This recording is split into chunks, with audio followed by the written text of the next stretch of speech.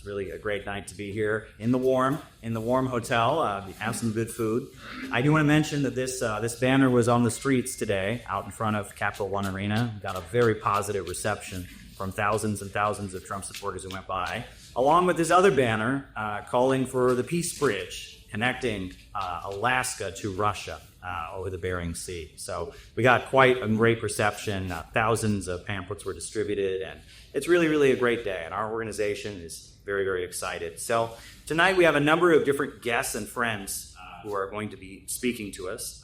I guess our first speaker is actually going to be Dr. Wilmer Leon. We're going to do things a little bit different because he's on a little bit of a tight schedule. So Dr. Wilmer Leon, a political scientist, radio host, Sirius XM. He's going to be giving us some remarks to greet our event. We really appreciate having him here. I've been on many different radio programs with him, and it's really an honor to be here. So Dr. Wilmer Leon, thank you.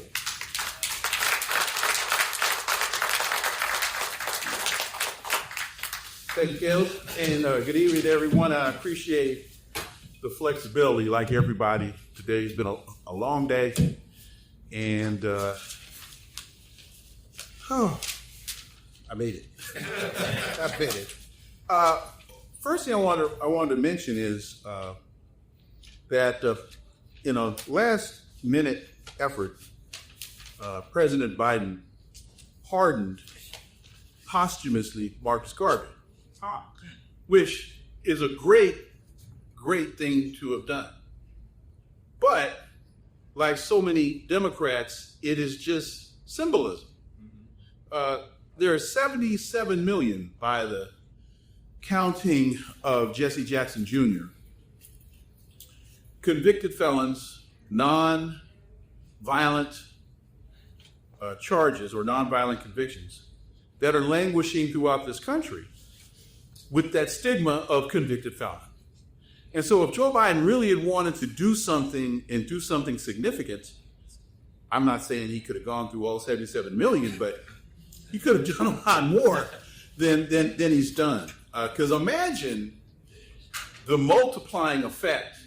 So there are so many people that don't turn out to vote because they don't believe that voting does anything for them. This is something that would have enabled a whole lot of people to have gone to the cookout and waved a letter saying, look what politics actually did for me. And I think Joe Biden / the Democrats missed an incredible opportunity. Not that they were really interested in doing anything anyway. But anyway, with that having been said, I think that there are periods in history, there are epochs, there are distinctive periods in time that are marked by events that signal change. And in many instances, we don't realize that we're in the moment. It's usually upon reflection that we come to understand, wow, that period of time, that was a moment. You could think about when Christopher Columbus stumbled upon this area where indigenous people had been living for thousands of years. The Industrial Revolution, the invention of the semiconductor, World War II. There's a whole list of things. But in many instances, again, you don't realize that you're in that moment of change when you are actually in the moment. I call those, but then again, there are other moments, and I call those Oppenheimer moments. They are where you know in that moment that you are in the moment. The first atomic bomb was tested on the 16th of July, I think, 1945. It was called the Gadget, and it released 18.6 kilotons of power, and it was nicknamed the Gadget. And Oppenheimer is credited with having quoted a Hindu scripture, the Bhagavad Gita. What you said. Now I am become death, is what he is quoted to have said, the destroyer of worlds. Oppenheimer knew in that moment that he was in the moment. So as we look at the current geopolitical landscape and now in anticipation of Trump redux. If you're paying attention to the economy, if you're paying attention to unemployment, if you're paying attention to the American war footing, you know that we're in this moment. And that we're not just watching it. We are in the play. And it's interesting to me that we're actors in it. We're on the stage at the same time that we're watching the play. It's almost like the Rocky Horror Picture Show, where everybody audience gets up during the movie and starts singing and dancing around. Not only are they watching the film, you go to the film to participate in the film. To me, America is now analogous to that person on a whitewater rafting trip that doesn't wear a life vest, because in their minds, they're such an accomplished swimmer that they think all that life vest is going to do is ruin their tan lines.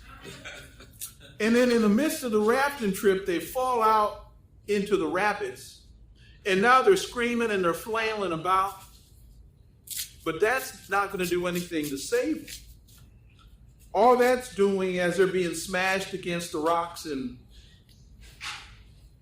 banking about like a can, they're being taken under by the current. And all this is doing is expediting their demise, their arrogance, having them believing that they can beat the current, but they can't. And now they're running out of energy and they're drowning. It was about 25 years ago, I think, China asked the U.S. to work with them to help develop 5G technology. The United States said no. The next generation of cellular technology. And the United States said no. China wanted to enter into a joint venture. And the United States said no. Today, China's now moving towards 8G, and we can't still develop 5. Even though it says 5 on your phone, it's really just faster 4G. China has now developed, Huawei has developed the new Pura 70 Ultra phone that not only charges to 50% in 10 minutes, it also uses satellite technology along with cellular technology. There was a time when Russia wanted to enter NATO. The United States told them no. The adage was what? NATO was created to keep the United States in Europe, keep the Soviet Union out, and keep Germany down. Well, like the green philosopher, the church lady from Saturday Night Live, so how's that working for you now? Not well.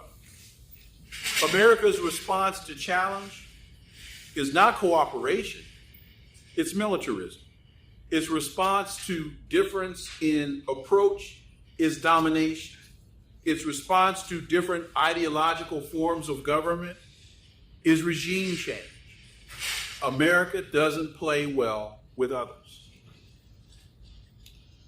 The world is changing. We're in the midst of the shift away from the unipolar dominance and the control by the imperial hegemon to a multipolar dynamic. And the U.S. is wasting an incredible amount of precious resources to wage this unwinnable fight as it tries to fight change and it tries to stop modernity. God must have had a real sense of humor, and if not a sense of humor, at least a sense of irony, as Donald Trump was inaugurated today on the day we celebrate the birth of Reverend Dr. Martin Luther King Jr. John Jeter and I were talking yesterday about this, and he made a great point. He said that there's a direct line between Donald Trump and Dr. King. Dr. King told us about the 3 evils of society: materialism, militarism, and poverty were the three evils of society. Trump wants to rebuild the military and use it, for example, to take back the Panama Canal. Dr. King told us, I knew America would never invest in the necessary funds or energies in rehabilitation of its poor, so long as adventures like Vietnam continue to draw men and skills and money like some demonic suction tube. So I was increasingly compelled to see the war as an enemy of the poor. And what we hear from the Trump administration now is jingoism, it is militarism, it is incredibly, incredibly dangerous rhetoric that could take us down that deep rabbit hole called nuclear annihilation. In terms of materialism, he wants to oversee with his budget-busting tax cuts the largest transference of wealth in the United States that I've ever been aware of. Materialism. In terms of poverty, in order to pay for these budget cuts, he and Mike Johnson, along with the budget hawks on the Republican side and complicit Democrats, they're going to offer neoliberalism, they're going to offer austerity. Sorry, folks. Ignore me. To get this continuing resolution signed in December, the handshake between Mike Johnson and the handshake between Hakeem Jeffries, they decided to kick the cutting of Medicare, Medicaid, Social Security, and food stamps down the road until March. Again, the complicit Democrats. So what we're going to find, I think, in March is the Democrats running around like Barney Fife used to do when he couldn't find his bullet. And then at the end, they're going to capitulate.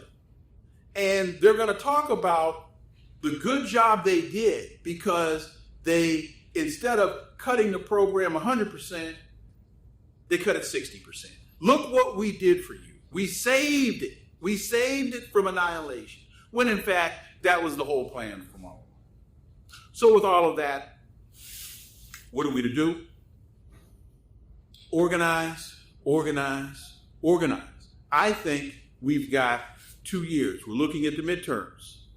And if what many of us are projecting comes to be, you've got about 2 years to bring about significant change, or things could get dramatically worse before we stand any possibility of them getting better. So to the Caleb Mobbins of the world, I say thank you.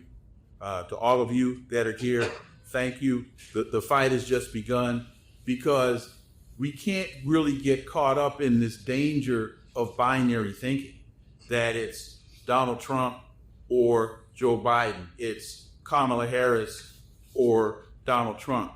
That binary thinking, for us, is incredibly, incredibly dangerous, because when we think we wind up making choices, we wind up just picking the same thing out of different bags. And so now, different options, different alternatives must be not only put on the table, but must be marketed effectively to the American people in the same manner that Donald Trump has effectively marketed his sleight of hand, his ledger demand. So with that, thank you very much for giving me time today. Greatly appreciate it. Organize, organize, organize. Thank you very much for those great remarks, Dr. Wilmer Leon. I think I first met you in the Islamic Republic of Iran at a very important conference. So it was really an honor, and thank you for coming by. We do appreciate it.